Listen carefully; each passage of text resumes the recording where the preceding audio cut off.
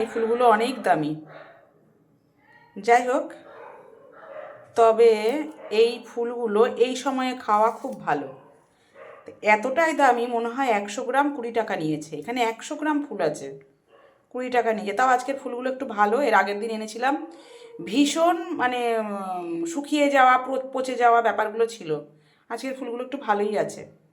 তা আজকে এই ফুলগুলো দিয়ে বড়া করব।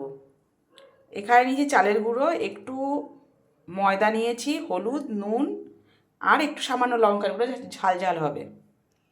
আমরা ছোটোবেলায় কুড়িয়ে নিয়ে আসতাম এত করে ছুরি, মনে হচ্ছে শিউলি ফুলের মতন। মানে একটু জল দিচ্ছি, মাখতে সুবিধা হবে।